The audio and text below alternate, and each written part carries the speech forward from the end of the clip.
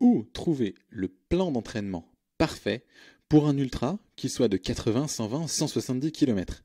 Ça, c'est une question qui en occupe beaucoup, surtout au moment où là, on arrive un peu, là on est mi-octobre, à l'approche de l'hiver, où on réfléchit aux courses de l'année prochaine, où il va falloir faire du long. Finalement, comment est-ce qu'on se prépare, surtout l'hiver, comment est-ce qu'on va paramétrer notre préparation pour l'été prochain.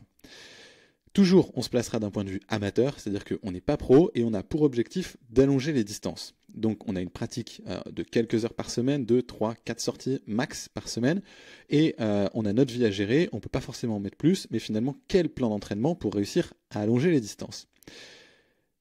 La première chose que je voudrais poser comme question, c'est en fait, est-ce que quand on va sur des distances comme ça, un simple ou le fait juste de suivre un plan d'entraînement, ça suffit pour se préparer à ces épreuves-là? Ou est-ce que au contraire, quand on ajoute de la distance et du dénivelé, à un moment donné, il faut agrémenter son plan d'entraînement d'autres choses, et autant il y a beaucoup de plans d'entraînement qui sont disponibles sur toutes les durées de quelques semaines à peu près un an pour se préparer sur de la route, sur du plat, jusqu'à des distances marathon, voire un peu plus. C'est très reproductible et c'est très facile de trouver des plans. En revanche, quand on va allonger les distances et qu'on n'a pas un emploi du temps qui nous permet de quadrupler le nombre de séances qu'on peut faire par semaine, est-ce qu'un plan, quand on s'attaque à du plus long et avec du dénivelé, peut suffire? Ce que je vous propose pour répondre à cette question-là, c'est d'avoir 3 axes de réflexion. Dans un premier temps, comment est-ce qu'on peut construire son plan optimal pour arriver jusqu'à des distances de 100 miles? La deuxième chose, c'est que qu'est-ce qu'on doit ou qu'est-ce qu'on peut ajouter et qui normalement est assez utile pour se permettre de terminer dans de bonnes conditions un ultra? Qu'est-ce qu'on doit ajouter ou qu'est-ce qu'on peut ajouter à son plan? Des propositions. Et enfin, parce qu'il faut se mouiller, une petite surprise en troisième partie en fin de vidéo.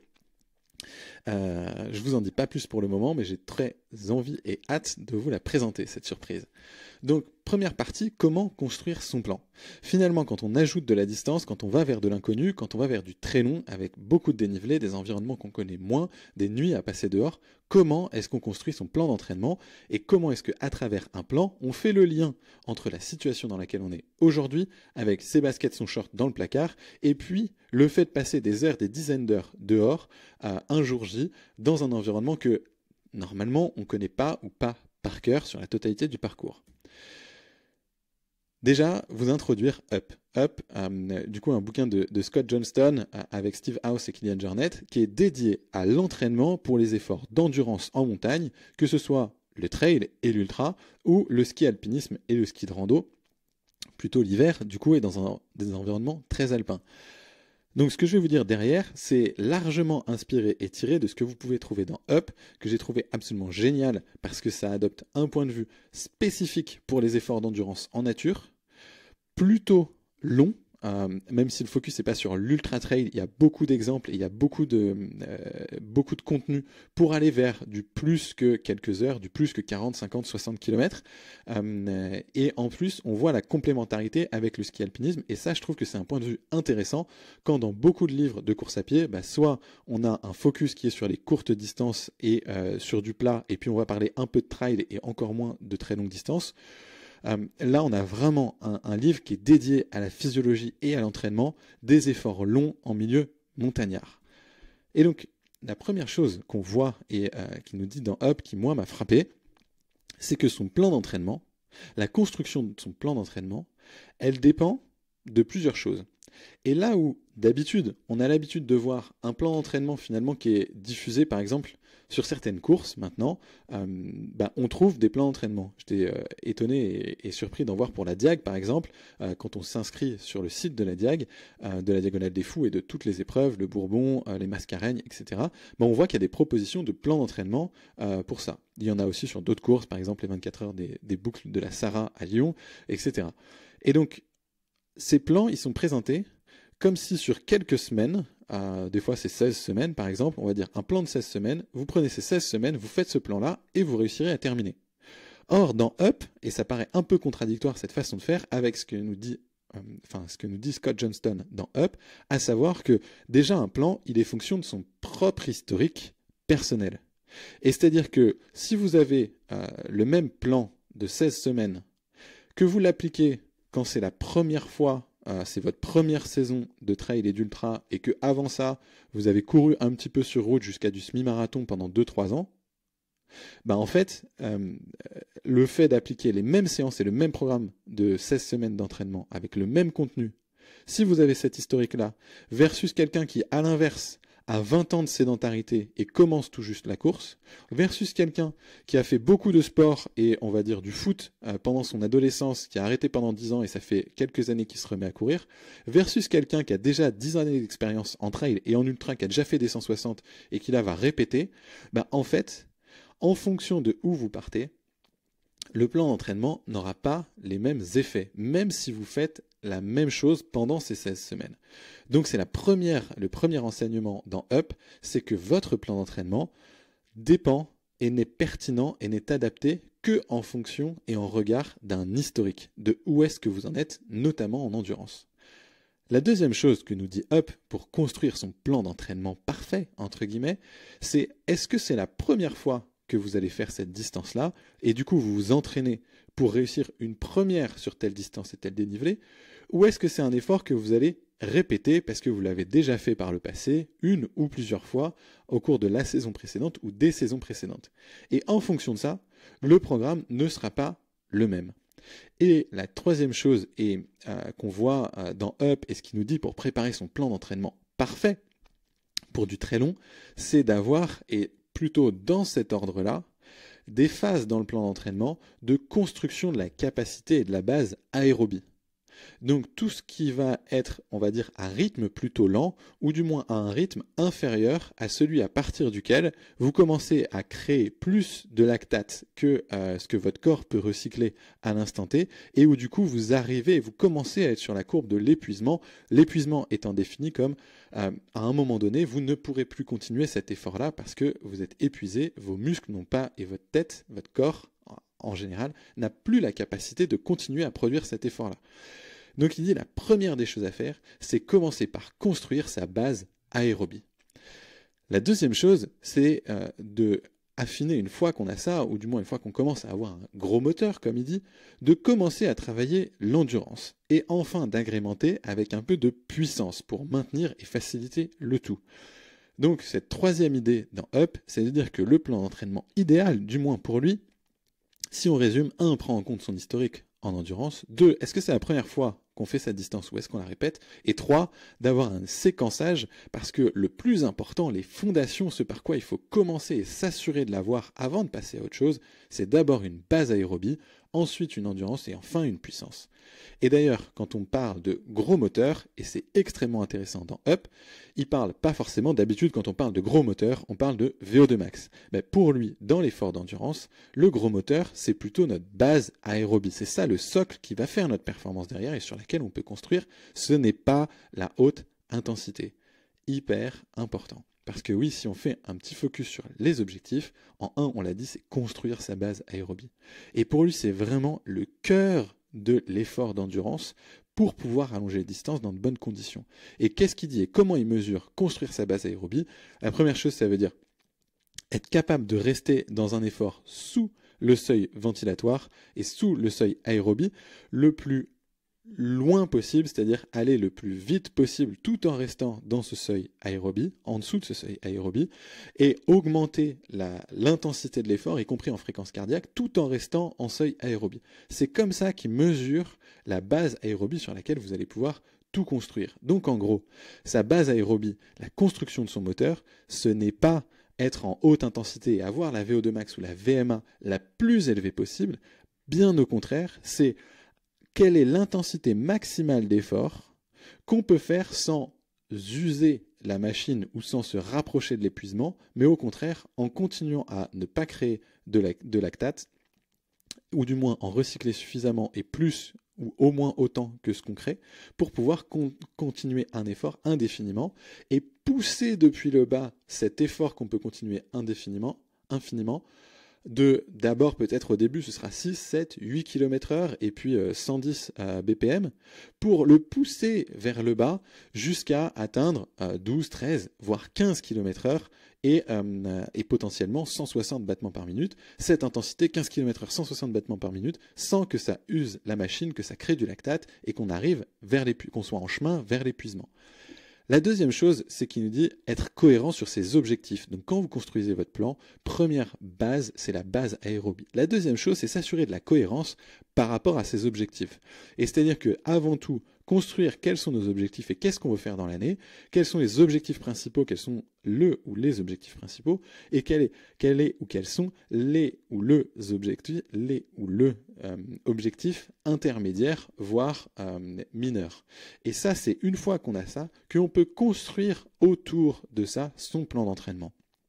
Et enfin, son dernier conseil, c'est d'introduire de la haute intensité que à très faible dose, surtout quand vous êtes dans cette phase où vous n'avez pas encore fait la distance. Et ce qu'il nous dit, c'est en gros ce qui va vous permettre de faire la distance une première fois, et même pour un 160, c'est votre base aérobie.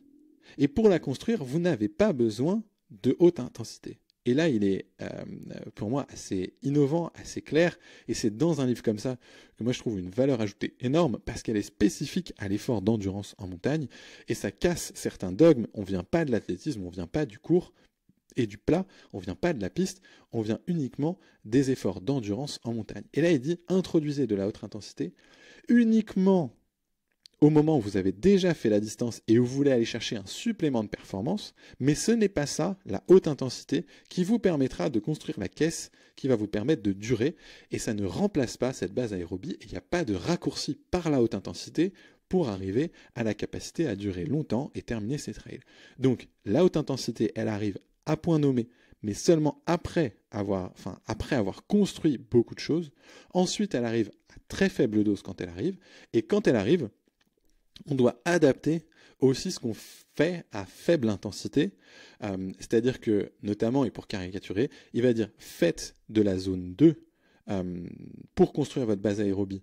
Tant que vous n'avez pas fait votre objectif principal et votre distance, une fois que vous l'avez faite et qu'il s'agit d'améliorer les performances dessus, commencez à introduire de la haute intensité, mais à très faible dose, peut-être qu'une fois par semaine ou une fois tous les 15 jours.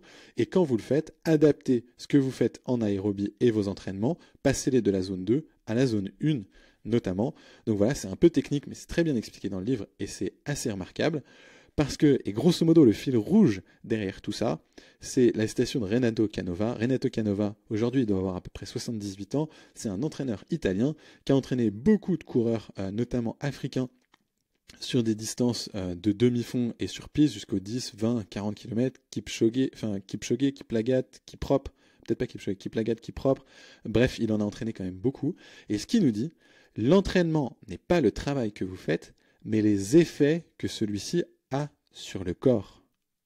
Et donc quand on fait ça, ça change de perspective, parce que souvent on va dire, et surtout quand on va faire des longues distances, on veut faire le solide ou la solide, et on va se dire, et un moyen de prouver notre solidité pour envisager de faire ces longues distances, c'est de se dire, je me mets tant d'entraînement, tant de volume, et tant de kilométrage avec tant de dénivelé. Et du coup c'est ça qui fait mon entraînement et la valeur de mon travail. Or, non, l'entraînement, c'est pas le volume que vous faites. L'entraînement, c'est les effets que vos sessions d'effort ont sur votre corps. C'est la réaction, c'est pas la cause, c'est la réaction.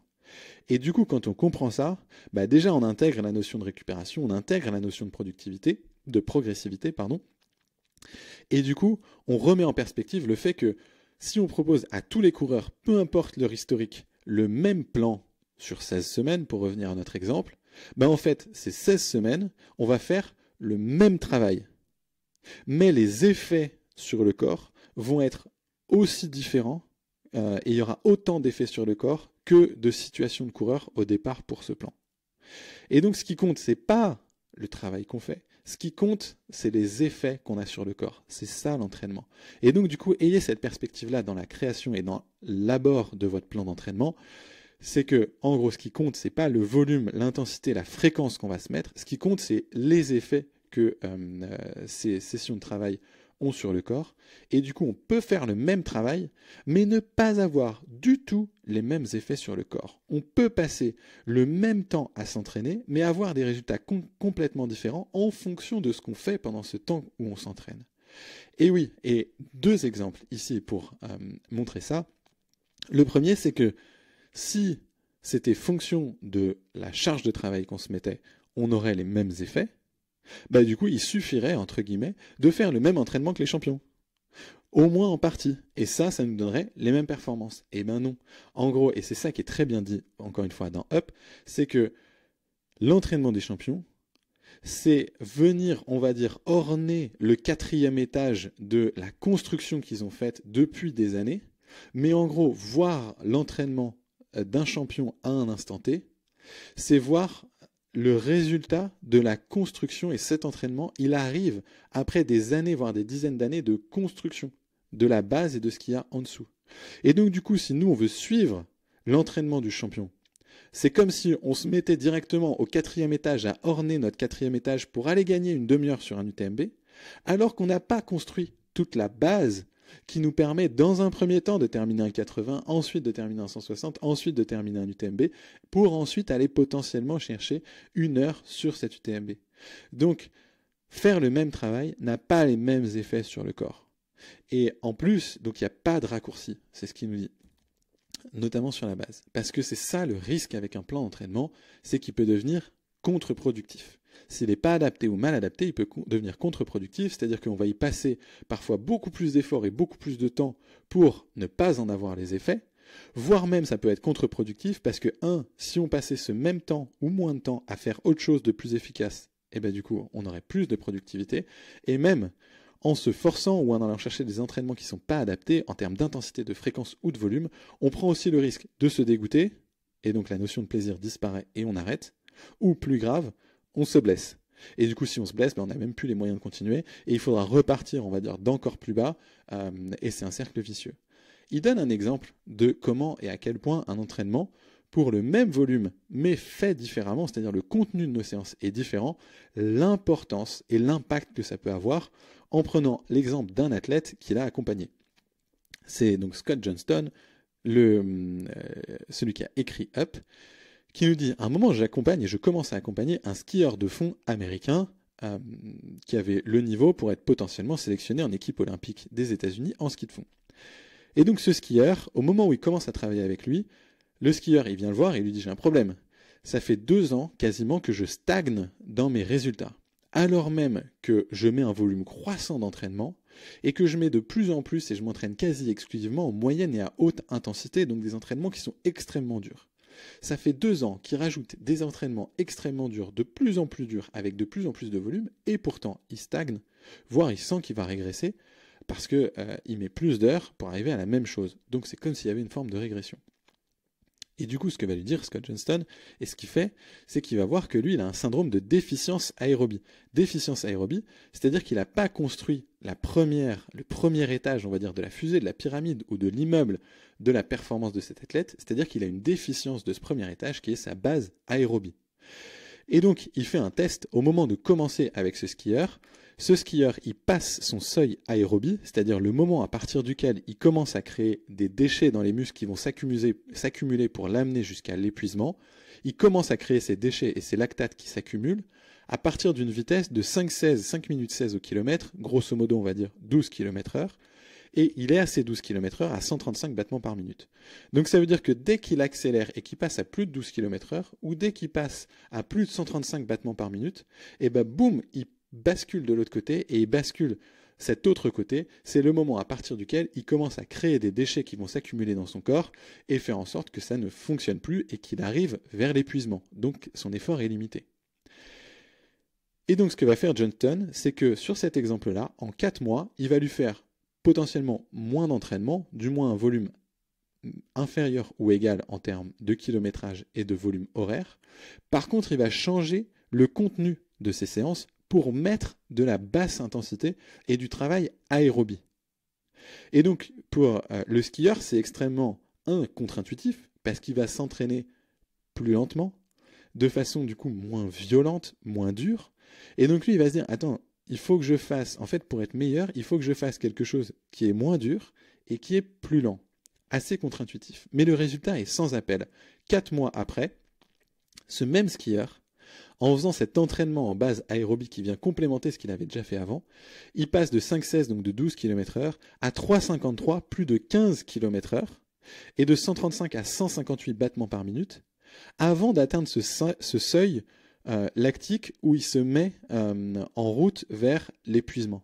Donc ça veut dire qu'en 4 mois, en faisant des entraînements différents, en passant le même temps mais différemment, et en l'occurrence là, en faisant quelque chose de plus facile et de plus lent, il arrive à repousser ce seuil-là à partir duquel il est en chemin vers l'épuisement, et donc 4 mois après, il arrive non plus à courir à 12 ou à 135 battements par minute, mais à plus de 15 à l'heure et jusqu'à 158 battements par minute, sans commencer à créer des déchets qui l'emmènent vers l'épuisement. Donc tout en continuant, et il est capable, après 4 mois, de courir à plus de 15 à l'heure et à jusqu'à 158 battements par minute, quasiment indéfiniment. Et donc dans Up, vous verrez, c'est l'utilisation des lipides, c'est une meilleure économie de course, et surtout, c'est un développement du structurel. C'est-à-dire, cet entraînement à basse intensité va développer la structure musculaire, la structure cardiaque, la structure enzymatique, la structure métabolique, les navettes lactates entre les fibres lentes et les fibres rapides, bref, c'est assez technique, mais c'est très bien décrit dans le livre, qui vont faire qu'on va changer la structure de son corps pour que ensuite le fonctionnel, c'est-à-dire l'utilisation qu'on en ait, elle soit maximisée, qu'on ait un volume et une possibilité d'effort à produire qui soit beaucoup plus large. Donc qu'on puisse, à moindre coût, aller plus vite et absorber ensuite potentiellement un peu plus de haute intensité qui ne développe que du fonctionnel. Donc si on voulait conclure, et c'est ce que je vous propose, cette première partie sur le plan d'entraînement parfait, on a vu quelques ingrédients à mettre, on a vu aussi potentiellement ce qui pouvait être des erreurs. Oui au plan d'entraînement, parce que ça peut rassurer, ça peut motiver, ça peut orienter si vous êtes dans ce besoin-là et si c'est ça que ça vous apporte, mais c'est pas obligatoire, loin de là, et vous pouvez aussi bien faire sans grand plan d'entraînement ou sans le respecter ou sans qu'il soit très strict. D'ailleurs, Johnston nous dit c'est bien de prévoir, c'est bien de se donner des grandes lignes et de prévoir pour par exemple une saison, mais c'est tout aussi important de se laisser la possibilité d'ajuster à ce qui se passe quasiment au quotidien, et du coup lui dit on va vraiment figer notre plan d'entraînement que à 2 semaines à l'avance, parce que ensuite il va falloir réajuster. Au-delà de ça, ça dépend de comment ça se passe, ce qu'on va faire pendant, on va dire, au quotidien, et ce qu'on va développer. Parce que le risque, c'est si ce plan d'entraînement il n'est pas bien calibré, il va développer que du fonctionnel au détriment du structurel. Et du coup le fonctionnel, c'est-à-dire qu'on va user la machine, mais grosso modo sur un tout petit moteur, si on ne développe pas le structurel. Et donc là, c'est un peu l'exemple de... c'est comme si vous prenez l'image en voiture.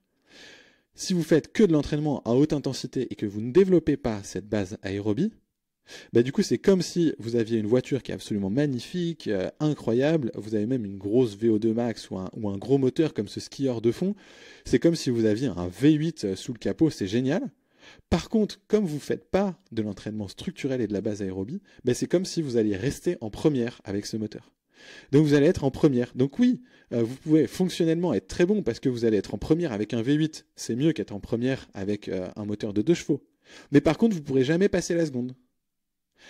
Alors que si vous faites ce structurel, si vous construisez d'abord cette base aérobie, du coup, vous pouvez avoir un moteur de 2 chevaux, mais si vous pouvez aller jusqu'en 5e avec un moteur de 2 chevaux, vous irez dans tous les cas beaucoup plus vite et beaucoup plus loin et dans des bien meilleures conditions, et vous userez beaucoup moins le moteur, vous l'utiliserez pour ce pourquoi il est fait, et donc vous pourrez aller beaucoup plus vite et beaucoup plus loin parce que vous aurez bossé sur votre structure plus que sur votre fonctionnel.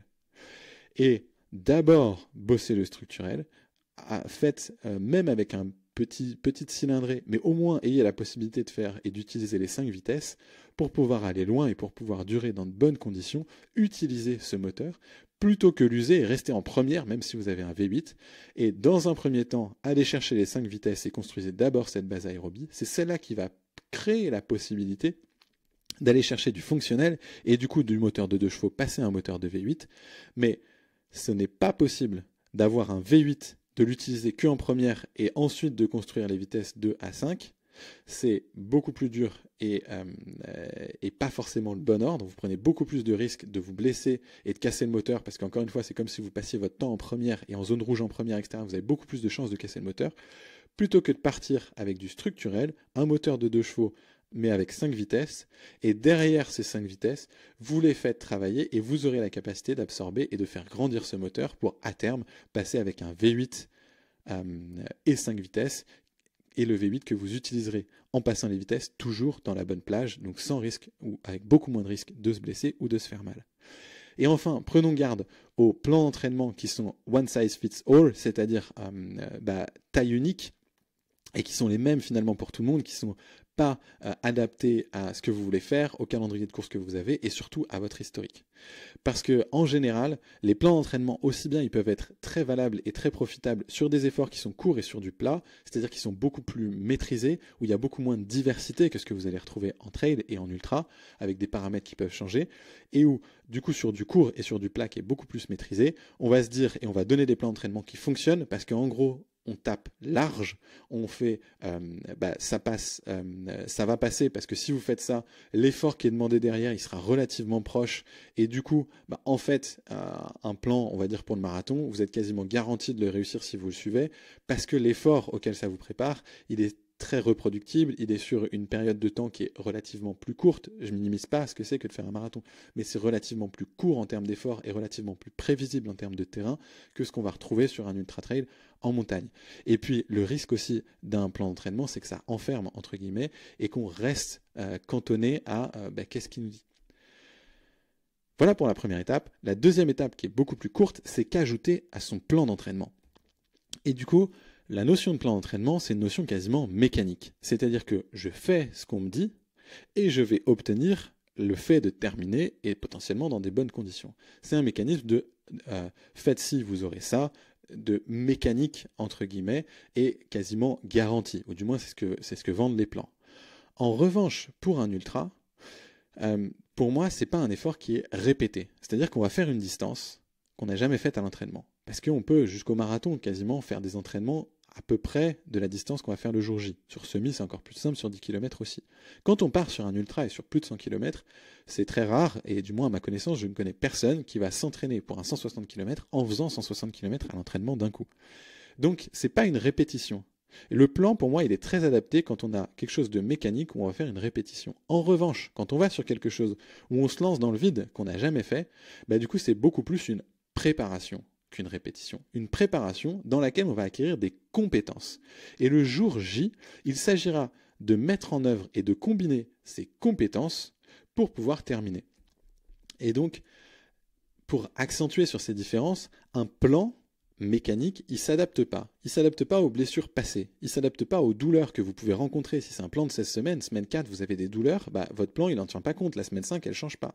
Si vous êtes malade, un jour J, si vous devez sauter des séances, si vous avez une charge mentale variable sur l'entraînement, par exemple, il se peut qu'on a des soucis familiaux ou avec les enfants, ou on a le boulot qui va prendre une part qui est saisonnier ou qui prend une part plus importante et qui demande plus d'investissement à certaines périodes de l'année que d'autres. Donc vos 16 semaines de plan, effectivement, entre le moment où vous avez commencé le milieu et la fin, vous aurez peut-être une charge mentale à dédier à cet entraînement qui sera différente.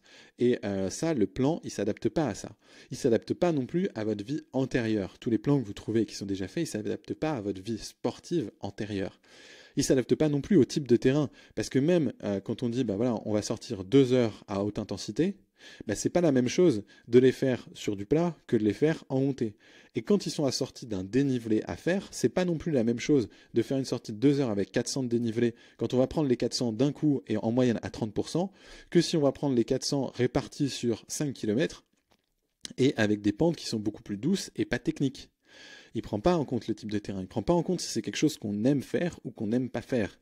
Il ne prend pas en compte la nutrition, c'est-à-dire qu'à un moment sur une sortie longue, c'est différent et on va pas obtenir les mêmes effets, on ne va pas se préparer à gérer notamment de l'alimentation en course.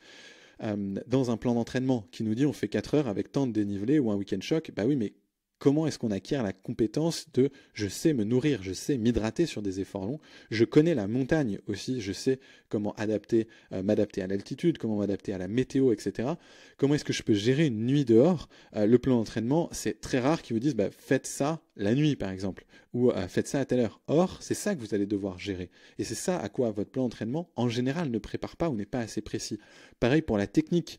C'est une chose de faire 4 heures avec 200 D+, mais encore une fois, c'est une chose de le faire avec des pentes qui sont comme ça dans des pierriers versus des pentes douces en sous-bois sur des chemins forestiers. La technique, le matériel, pareil, le mental. Le mental, c'est pas un facteur, ou c'est très peu un facteur, ou un facteur du moins différent, et qu'on aborde différemment quand on fait une épreuve de quelques heures sur du plat et qu'on peut relativement maîtriser et qu'on répète. C'est autre chose de se préparer mentalement à gérer de l'inconnu. Gérer d'une part et essayer de maîtriser tout ce qui dépend de nous, et à l'inverse, absorber et apprendre de l'inconnu de l'extérieur. Donc tout ça, c'est des choses qui ne sont pas dans un plan ou qui sont très difficiles d'avoir dans un plan. Or, encore une fois, une préparation pour un ultra, pour moi, ça nécessite une préparation qui inclut l'acquisition de compétences, et ça va être la combinaison entre l'entraînement, qui peut se matérialiser par un plan, et encore une fois, on a vu comment l'adapter et comment s'en détacher, mais, comme dirait entre guillemets François Den, ce n'est pas inutile le plan, mais l'important n'est pas là. Et d'ailleurs, lui, dans la vie courante, c'est ce qu'il va dire. Par exemple, à un moment donné, tout le monde parle d'un des vainqueurs de la CCC et se dit, l'année prochaine, c'est sûr, il a été tellement large, il a eu tellement d'avance sur la CCC, que l'année d'après, il y a toutes les chances pour qu'il gagne l'UTMB. Or, François Den, il dit, mais moi, j'y croyais pas au fait qu'il gagne l'UTMB. Pourquoi? Parce qu'en fait, c'est pas simplement une question de répéter une performance sur plus long. L'UTMB, ce format de 160 miles, va nécessiter des compétences différentes. Des compétences de gestion de montagne, des compétences de gestion de nuit, des compétences d'hydratation et d'alimentation qui sont différentes sur un 160 que sur un 100 ou un 110. Et donc du coup c'est là, et c'est un des exemples que je voulais vous transmettre, sur le fait que, de mon humble avis, un plan d'entraînement c'est une mécanique de répétition, alors que pour aller vers de l'ultra et se confronter à de l'inconnu, c'est une préparation avec des compétences qu'on va jouer un peu comme des cartes le jour J et assembler ces compétences comme un orchestre où on va mettre en musique tous les instruments qui peuvent s'entraîner séparément. Et donc, la conclusion à laquelle je voulais arriver aujourd'hui ici à la fin de cette étape 2, c'est passer de la vision de pour me préparer à un 160 ou à un ultra de plus de 80, je ne vais pas essayer de chercher le plan d'entraînement parfait, c'est je vais essayer de passer à un plan de préparation. Et dans mon plan de préparation, il y a l'entraînement que je peux structurer avec un plan d'entraînement, et j'espère que ce qu'on a vu plus haut aide et contribue à améliorer la qualité de ce plan d'entraînement, mais qu'en plus il va s'agir d'acquérir des connaissances, que ce soit en physiologie, en biomécanique, en nutrition, en hydratation, sur comment fonctionne aussi son corps. C'est à la fois un entraînement, des connaissances, des compétences. La différence entre une connaissance et une connaissance, c'est j'ai lu un bouquin et je comprends ce qu'on me dit, je le retiens. Une compétence, c'est je suis capable de l'appliquer et je le vis dans mon propre corps. Donc c'est la différence entre je lis un bouquin de nutrition qui dit potentiellement quoi faire et comment ça fonctionne. La compétence, c'est je sais qu'est-ce qui, à moi, dans le contexte de la course que je prépare avec le dénivelé et la distance qu'il faut, comment est-ce que je vais pouvoir me nourrir de façon à ne pas avoir de troubles gastriques et en plus à supporter mon besoin énergétique le jour J. Donc c'est des compétences. Ensuite, c'est une gestion de course, c'est la capacité à le mettre en musique, parce qu'on peut avoir des compétences sur du court ou être capable de, par exemple, gérer du dénivelé et de l'altitude sur 40 km, gérer 2000 mètres de D+, mais c'est autre chose d'assembler toutes ces compétences le jour J dans la course, et donc il y a toute une notion de gestion de course. Modulée dans le temps, c'est-à-dire que c'est pas la même chose si vous faites une course en début de saison, en fin de saison, si c'est votre première saison, votre troisième saison ou votre 15e saison de trail. Donc ensuite, c'est moduler cette préparation en fonction de son expérience, et enfin, c'est insérer le tout dans sa vraie vie. Et j'aurais peut-être dû commencer par là, c'est-à-dire que tout ça est un peu théorique et on peut faire un plan de préparation qui soit magnifique sur le papier. S'il n'est pas inséré harmonieusement dans sa vraie vie et dans son quotidien, de la même façon, on n'arrivera pas à le mettre en œuvre et on aura beau avoir fait une construction intellectuelle d'un plan de préparation absolument parfait, tant qu'il n'arrive pas et ne se matérialise pas dans la vraie vie, c'est comme, entre guillemets, si on n'avait rien fait, ou pas grand-chose. Donc voilà la conclusion, passer du plan d'entraînement au plan de préparation. J'espère que c'est plus cool et que c'est plus cohérent et que ce serait ma réponse à où trouver le plan d'entraînement parfait pour un 170 km. C'est le paramétrer avec les éléments qu'on a vus en partie 1 et le deuxième, c'est le faire rentrer dans un plan de préparation qui est plus large. Ce qui ne veut pas dire que ça doit paraître énorme et de se dire il faut que j'y passe mes jours et mes nuits et ça doit prendre des heures. Et du coup, un plan de préparation, c'est non seulement un plan d'entraînement qui est très conséquent avec beaucoup de séances, 10 séances par semaine, et en plus, il faut que j'ajoute autre chose. Non, ça peut être je garde mes 5 heures d'entraînement par semaine, et par contre comment est-ce que je vais les rendre plus productives et comment est-ce que je vais faire autre chose que simplement du temps en basket pour me préparer le plus efficacement et le plus intelligemment possible à ma course. Et on arrive à la surprise. La surprise, c'est justement, une fois que j'ai dit ça, c'est bien beau, et c'est bien beau de le dire. Le faire, c'est autre chose. Et du coup, là, j'arrive au moment où il faut que je me mouille, il faut que je me jette à l'eau et que je propose quelque chose, que je prenne un risque, entre guillemets, que je m'engage d'un niveau supérieur, du moins c'est l'envie que j'ai aujourd'hui. C'est-à-dire que c'est bien beau de dire ça, et bien beau de dire, il faudrait faire ça ou quoi. Mais concrètement, comment est-ce qu'on fait ? Comment est-ce qu'on fait concrètement et comment est-ce que tous ces paramètres, etc., apparemment, et entre guillemets, Antoine, tu nous dis que c'est pas simplement un plan d'entraînement, alors que sur beaucoup d'applications, alors que sur beaucoup de cycles de course, alors que tes grands coachs, etc., donnent des plans d'entraînement, toi, tu nous dis qu'il faut pas faire ça, mais en même temps, tu complexifies la chose, mais en même temps, tu nous dis que ça peut être aussi très court, etc. Bref, déjà, je ne juge pas, c'est juste une façon de voir les choses, et tous les chemins mènent à Rome. L'idée, c'est de trouver celui qui nous motive et qui nous parle. Donc il n'y a absolument aucun jugement de valeur dans ce que je dis, j'essaie juste de voir et de donner la synthèse de mon expérience et qui vaut ce qu'elle vaut et que je remets vraiment à sa place. Mais là, aujourd'hui, la surprise, c'est que je me jette à l'eau et je veux faire plus et je veux m'engager. Comment ? Alors déjà, ceux qui va suivre, c'est le résultat de, ça fait 1 an, même un peu plus, que je suis à 100% d'un point de vue professionnel sur le sujet. Que du coup, je me renseigne, je lis des bouquins, je me forme avec des formations certifiantes sur le trail, sur le running, avec des formations universitaires, etc. 1 an que j'ai 100% de mon focus professionnel sur le sujet de comment réussir à progresser en étant amateur pour allonger les distances en se faisant plaisir et en gardant son équilibre de vie, en préservant et en stimulant sa santé. C'est aussi donc le résultat de ça, 1 an sur le sujet, le résultat de centaines de discussions avec des coureurs qui veulent justement se confronter à l'ultra et à allonger les distances, des centaines de discussions de plus de 45 minutes avec des questions assez précises et des dizaines d'accompagnements de coureurs avec lesquels on a eu un travail régulier et quasi bi-hebdomadaire ou plutôt bimensuel d'accompagnement pour aller vers des objectifs des courses et vivre cette progression et les accompagner dans cette progression. Donc je me suis dit que le résultat de tout ça, le partager et se jeter à l'eau, ça pourrait peut-être aider. Alors je me remets à ma place et je reste à ma place. Ça n'aidera pas tout le monde, ça plaira pas forcément à tout le monde, mais c'est pas l'objectif. L'objectif c'est si surtout ça ne vous parle pas ou c'est contre ce en quoi vous croyez, etc., il n'y a aucun souci et n'écoutez surtout pas ça et ne suivez pas ce que je vais pouvoir dire ou quoi, ça va juste vous perturber et créer de la confusion. Mais à l'inverse, je me suis dit, et la raison pour laquelle je vous partage aujourd'hui, c'est parce que j'ai envie de m'engager et de faire preuve de responsabilité en allant plus loin et en proposant quelque chose, pas simplement en lâchant, on va dire, des vidéos ou des trucs comme ça, mais au contraire en s'engageant dans la transformation, comme j'ai pu le faire avec des dizaines d'accompagnements de type coaching dans l'année qui est passée, mettre à profit ces centaines de discussions pour que si jamais ça peut aider ne serait-ce qu'une personne un jour, même temporairement, ce sera déjà bien. Et que si ça vous plaît, du coup je vous montre un chemin et j'en partage plus sur comment se mettre positivement, on va dire en chemin, vers ces concepts que j'exprime et notamment dans cette vidéo. Donc comment faire mieux ? Pour moi la question c'était comment faire mieux, servir à plus de personnes. Et dans le cadre de, notamment quand on dit autour d'un plan d'entraînement, faire un plan de préparation et qu'est-ce que ça peut être, tout ce qui peut nous aider à être plus productif et à réussir à mieux terminer ses courses et qui n'est pas plus de volume ou plus de difficulté ou plus de haute intensité à l'entraînement, voilà la proposition. La proposition, et je suis presque ému, du moins je suis engagé et ça me fait plaisir de vous la partager, cette proposition, c'est un groupe que j'appelle l'Ultra Libre.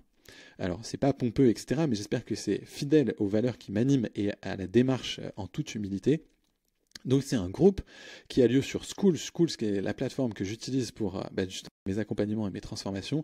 C'est hyper intuitif, ça marche super bien et je trouve que c'est absolument à point et à propos.